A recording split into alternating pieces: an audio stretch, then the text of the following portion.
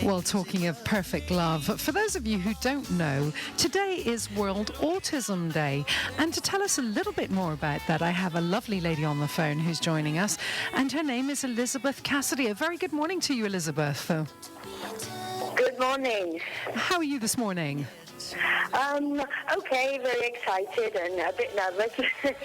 Oh, that's normal. So tell me, what are you doing today for World Autism Day? Well, today, my son's school, who suffers the autism spectrum disorder, has dedicated the day to try and bring awareness to the children and to the parents in order to help all these kids feel more accepted, into society. So today they are showing several children's video involving, that matter. We're giving away balloons to the children, blue balloons. Everyone has come in dressed in blue. Parents are being given blue bands to wear as support. It's wonderful. The school itself here has bent over backwards for us. We're very grateful. Excellent. And can anybody come down and join in, or is it just for the school? At the moment, it's for the school. It's for school and for the parents, because it's trying to, we had a long battle trying to obtain Daniel's diagnosis, and due to that, there was a lot of misunderstanding, with lots of parents and obviously with children that didn't understand the condition and the things that were happening. So it's a lot to try and introduce all these people to this kind of, a kind of a spectrum, and to try and make them see and understand Daniel a bit more. Excellent. So is there still a little bit of stigma attached to autism here in Spain? Is there, sorry?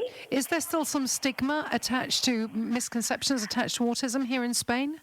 Well, yes, we find that what I have found is that, every time you try and say, my son is autistic, they all kind of have the mental image of Rain Man in their heads. They don't understand that autism spectrum disorder comes in various forms and levels. Not every child is the same. It's actually quite different, It's quite the opposite. Every child can have complete different symptoms and how can I explain?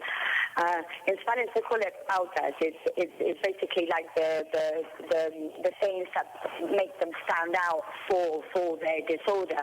Obviously, there's certain things that are all the same for all of them, but every kid has things that trigger him off differently. There's different types. Yes. Mm-hmm. And do you find that there, because of this new information and new education, I'd say, surrounding autism, do you think there's more acceptance of it nowadays? Do you see a change? In terms of acceptance, I think it depends a lot on the luck that you have with the people that you end up with, with the schools and the staff, and they're wanting to collaborate and take part and their personal interest. Schools recently are starting to do this because of the fact that this is such a big thing. We're talking about that in Spain, 1 out of 150 children has autism. They're saying that this is only going to be increasing per year. It's something that's becoming more of a common thing. Whilst before it was a very rare thing. So I'm finding that if you need to push, though. You need to push.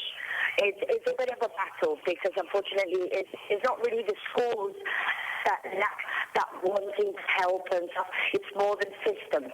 It's more the government that don't make it as easy as what it should be and don't enable, and give the children the rights that they should have without a battle. And in lots of cases, due to the cutbacks, they're not giving them that help at all. Mm-hmm. Excellent. Well, Elizabeth, is there anything else that you'd like to add before I wrap up the interview this morning? Well, the only thing I'd like to say is that, these children deserve to be around other children. they're all human, just like us. They've got feelings, they've got everything, they're special. But if you take a little bit of time to understand them, to get to know them, to see, and kind of put yourself in their position a bit, get parents to talk to children. The parents need to make the children aware, that they have children, colleagues in school with this condition, and that it's not bad. They're not bad children. They're not bullies. They're not, they're not, they tend to classify them as something as like handicapped as well, and, they need to explain them a bit more. If they had more help, from the adults, if there was more knowledge out there, we need to make people aware. The more people that are aware, then the easier it is for all these children. Excellent. Well, Elizabeth Cassidy, thank you so much for joining me on the Breakfast Show this morning, and I wish you and the school all the very best for today, and I hope that your event turns out to be a fantastic one and that more people hear about it.